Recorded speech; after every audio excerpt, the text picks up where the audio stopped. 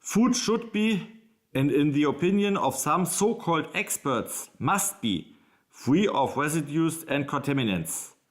But the reality is unfortunately completely different.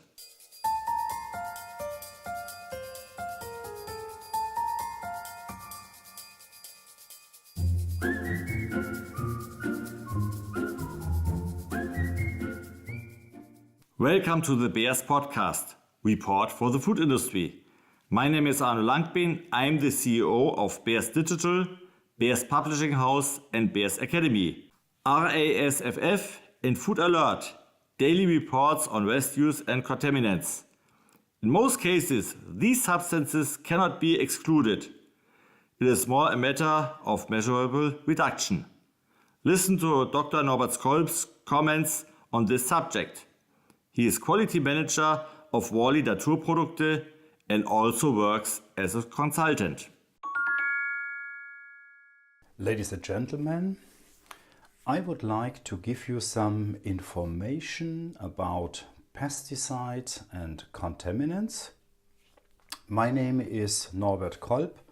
I'm a food technologist, microbiologist. I'm working in the food industry since more than 35 years as a quality assurance director, as an auditor, as a consultant, and so on and so on. You know what these QA guys are doing. I would like to give you information. I would like to give you some basic information about residues of pesticides and contaminants and the difference between both groups of substances which we for sure do not like. First of all, I will give you some information about the legal requirements, then specific items of pesticides, specific items of contaminants.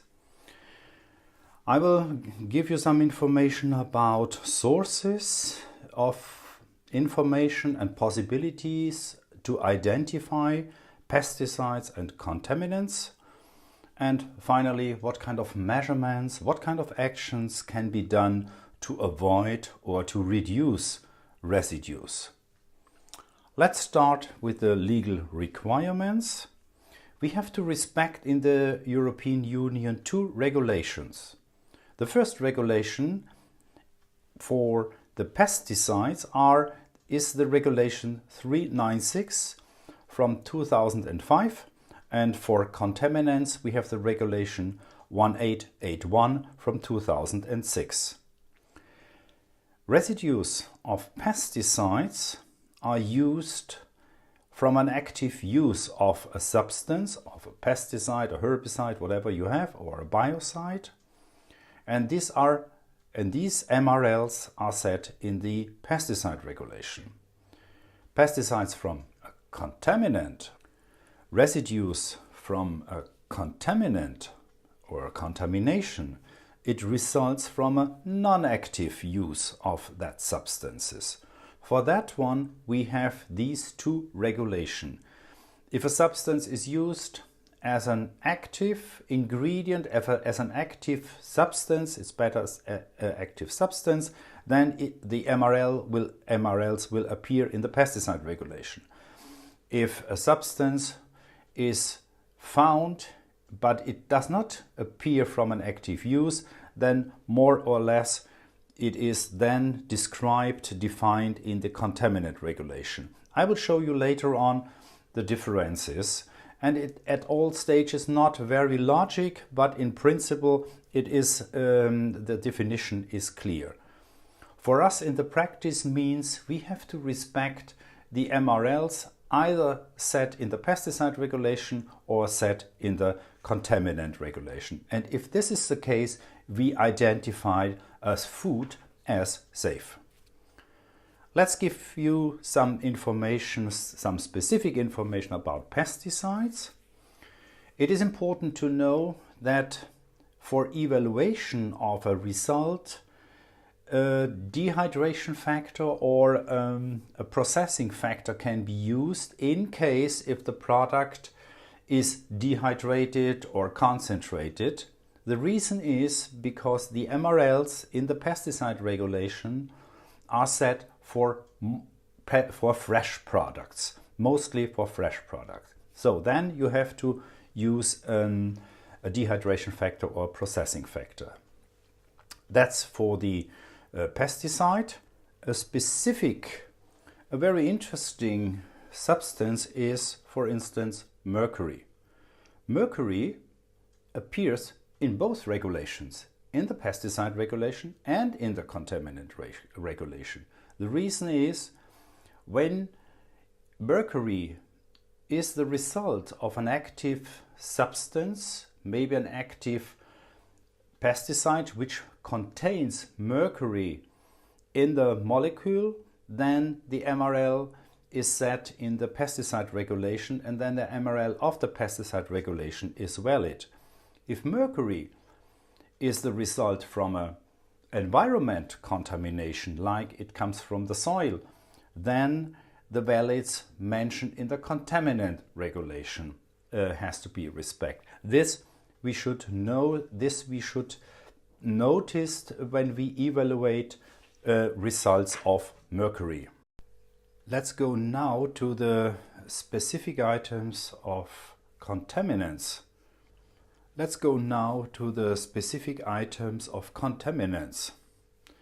One typical substance group in the contaminant regulations are mycotoxins, aflatoxins, ochratoxin A, patulin, and so on.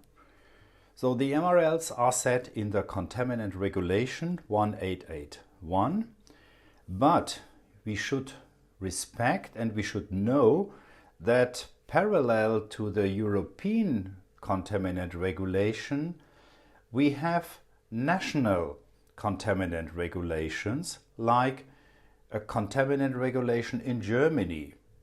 That means when you import material to Germany, first of all, you have to respect the MRLs in the German contaminant regulation, and for some products there are specific MRLs which are set in the German contaminant regulation and maybe only in the German regulation. So this you have to know. This is important for the QA people, this is important for the purchasing guys, and for sure for the sales people as well. So this has to be known. A very interesting example at the moment, which are discussed in the Commission, is chlorate and perchlorate. Both substances are at the moment not regulated in the contaminant regulation. Chlorate is currently regulated in the pesticide regulation, because in the past there was an active use of chlorate or chlorine substances in pesticides. For that one, an MRL is set for a chlorate level, but we know nowadays chlorate is results from an active use of chlorine in the processing water and not treating the product by themselves. So for that one we expect that MRLs for chlorate will appear in the contaminant regulation, but it will appear in future in the pesticide regulation, because it is now described in the pesticide regulation. For perchlorate, at the moment we have no MRLs as well. We have kind of intra-trade union guidance values. These are valid at the moment, but in future we will have residues, and I expect that these residues will appear then in the contaminant regulation, because a typical source of a perchlorate are fertilizers in the agricultural area. There are daily reports on residues and contaminants. Exceeded limit values or substances that must not be contained in food. In some cases, these are substances for which there are no limit values and no reliable detection methods. The notification has just arrived and the trade or other of your customers are already demanding written confirmation from you that your products do not contain these substances. Terms such as withdrawal and discontinuation are used here quickly. The question is how to react now in order to satisfy the customer and on the other hand not to give out false information. The QM practice from Residues and Contaminants from November 27th to 28th, 2019 in Frankfurt am Main supports the heads and employees of quality management and quality safety in the food industry regarding the safe handling of residues and contaminants. With the measures presented, you have safe procedures from measurably reducing or even eliminating the number of entries. Figures, data, facts. In 2 workshops, you will also create ready-to-use catalogs of measures for critical cases in your daily work. This way, you are optimally equipped for the future and act in a legal complaint manner. If you would like further information on the seminar, please send an email to academy@beers.de. So that is important. This we have to know. This is very specific, but we have to know it. So what kind of sources of information and possibilities to identify pesticides and contaminant residues? A very important source is the daily publication of the rapid alerts. There is in the EU a rapid alert system. It's called RASFF. These information these information are set from the authorities of the member countries of the European Union. They put it together in a database, and this database is daily updated and published. It is a very, very good source to identify risks, to identify sources of a contamination of a pesticide, contamination of a pesticide residues. I strongly recommend to check daily these findings. Another source for sure are your complaints which you got from your customers or from your authorities. Another one is are studies from the EFSA. EFSA is the European Food Safety Agency. They work for the European Commission. They do very, very good studies. Studies refer to residues of contaminants, residues of pesticides, a very interesting source. And for sure, you can use as a source your information coming from the food authorities or coming from the media. And what are you doing in your daily work? Okay, for sure you are checking these information sources and you are doing checks, your internal checks of residues of substances. This is important for your risk assessment, which you have to do it and which you are doing it. Then another source, another possibility is you do audits, you do inspections and so on. So use all these things together. Because finally, and now we come to the final part, what kind of measurements can you do to avoid residues or to reduce residues? First of all, you have to identify the risks of a product. That's clear. Then you are going to plan measurements. What kind of measurements? Who will do that one? Do you need a budget for that one? And so on. Then you start your measurements. And finally, you evaluate the results and coming to final decisions. like an update of your monitoring plan. So this is a kind of a QA project. A very interesting example is the link between chlorine and chlorate. I found out that chlorine is very often used in washing water, in processing water, to treat the water and finally to wash fresh vegetables, fresh fruits. But the concentration of the chlorine is very high. They used high values of chlorine in their water, and this results automatically higher levels of chlorate.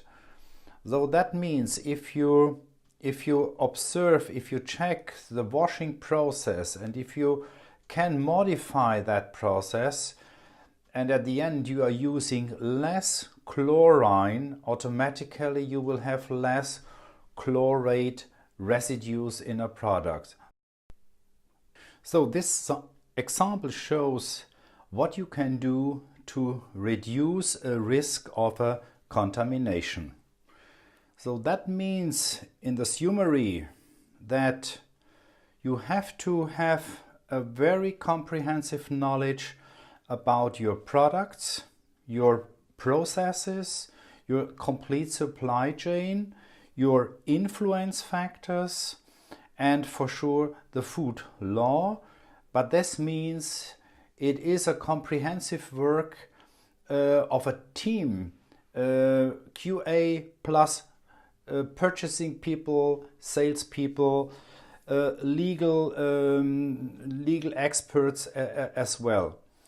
And when you do checks, for sure the methods has to be valid, the sample has to be representative, and then at the end you have done everything which you can do, and then the likeliness of a presence of a residue of a pesticide or a contaminant can be avoided or can be reduced to an acceptable level in accordance to the MRLs of both regulation. Thank you very much for listening, and I wish you all the best for your daily work. Thank you. Bye-bye. If you would like to receive information about the practice forum Residues and Contaminants in Frankfurt am Main on November 27th and 28th, please send an email to academy@beers.de. Our request: if you like this episode, please leave a 5-star rating and feedback on iTunes. Subscribe to this podcast to be notified about each new episode. Of course, you can cancel your subscription at any time. You can also share this podcast with your friends. For more information, see the attached episode notes. Yours, Arno Langbeen.